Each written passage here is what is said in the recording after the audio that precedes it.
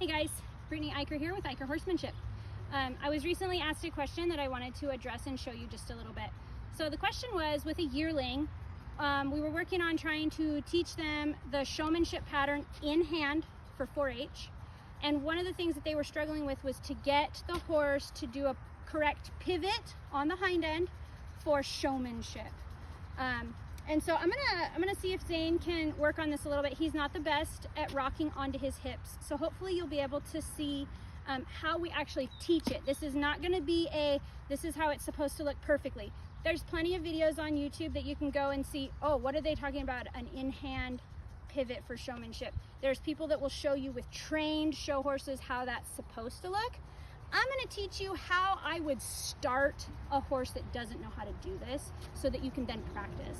And a lot of times it is about just practice and getting the muscle memory down for a young horse, because they don't always have good muscle memory on the motions that we want them to have in order to accomplish the task. We tend to get real focused on the task, which is the pivot on the hind end, instead of focusing on what ingredients does that horse need to be able to do those things. So one of the things that the horse needs to be able to do is to open his shoulder up and pivot sideways with the front end of the horse. So one thing I might do to work on that is I would actually hit an backing circles. So I would start by making sure that I can grab my horse here and actually back him up softly on the halter. If he cannot back up softly on a halter, you're not going to be able to get the pivot done, because the horse must know how to rock backwards onto his hips, because that's the first movement of setting back and pivoting. So get that better. Zane's pretty soft on just the backup. If my horse did not back up well, I would take a hold of his halter here, and I'd have my hand there, and I would push a little backwards. And if he didn't go backwards, I would actually go side to side underneath his jaw. Here, pushing backwards, and then going side to side to kind of loosen up those feet. And then when the horse does a good job, you let go. In the beginning, you just let go, and eventually the horse will know that when you stop going side to side, they don't need to do it. So that's the first thing that you need to get. Then, in order to do the next motion, you're going to take a hold of your horse, and he doesn't need to back up every time you take a hold of his face, right? And see, he just tried. So I might say, hey, come forward. I pull a little here. I might stop. And then I might put that pressure backwards. And then I might stop and say, can you stay in my hand, but just stop. So Zane might need a little practice on that stopping part, the coming forward part in my hand. While in general, we don't hold our horses up in tight, at least not at my place, I want the horses to still be able to tolerate that pressure eventually. So now I'm going to step my horse backwards, and I'm going to push his shoulder away from myself, but I'm going to stay facing him.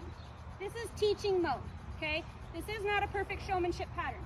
I'm going to go backwards a little bit, and I'm going to push my horse away and pet him. I'm going to go backwards a little bit, and then step here, and go backwards a little bit, and open that shoulder up. There. Backwards a little, and open the shoulder. Backwards maybe 2 steps. And now open the shoulder. And I'm trying to time my stepping for when this foot is lifting the ground. So I might go straight back, watch, straight. And once more, straight. And then on this step, when he lifts, I push to the side. Hopefully you guys can rewind and kind of watch that a little bit. Watch for the timing of it. Because if the horse is set up with all his weight on that shoulder, and then we try to push him sideways, it's really difficult. And they're going to fight us. And so we don't want to create that kind of a mental brace against our hand. So it is kind of subtle, but it's also really important. Okay, so that's kind of the basic. And you can see where I ended up doing a full circle with Zane. So I'm going to move along kind of quickly. This is, again, just teaching you the movements. This is not, oh, you need to move this quickly. This is just to show you the idea. Then, for showmanship, I'm going to walk my horse forward, right? We're here. We kind of have our loops. We have our horse. We're going to walk forward. I like to cluck with my horse just a little when I'm teaching. We're going to stop. And then we're going to rock backwards and and to the side. And backwards and to the side. There, and a little to the side. And I know Zane's not staying in it perfectly. He's not like pivoting perfectly. But at least I'm getting the movement there. There. There. And I pet him. Okay? So, facing the horse in the beginning and backing him up and pushing on his face this way is a great way to teach them the step over, and you're able to be in front of them to block the forward. The question was, when we try to put pressure on him, he just runs forward. Well, you need to put a little extra pressure on his face here. You need to be able to tap his shoulder just a little and then say right there, slow down. So when you kind of rewind this, you'll see Zane starts to go forward, and I say, and I kind of bump him backwards, and then I push to the side. And right there, backwards and to the side. Backwards and to the side. There. And then I might pet him because he actually pivoted right there.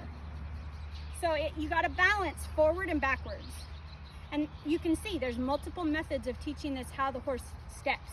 I want him to be able to step his shoulder over and rock back onto his hips. Now, Zane's a little bit of a special case because he's got string halt, so he has bad hips anyway. So that's part of why it's difficult for him. But I thought that might make a good demonstration for you to see how you're going to clean that up eventually to where all you have to do is step over. And maybe with this horse, because he likes to back up, I actually have to do less backwards and just step the shoulder there. And just step the shoulder. Just step up. So right there, he's pivoting without moving the shoulder. So I switch and I open the shoulder up. And again, because we're teaching, we can do that. In showmanship, I understand you're supposed to just press here, there, press here, up. See how he got rocked forward onto his shoulders? There. So I had to rock him back just a little to get that done. And I know he's stepping out of a perfect pivot. There. Pet him. If you've got more questions, let me know, and we can chat about it. I can also demonstrate this with a different horse on another day. For today, I'm going to sign off. Thanks, guys.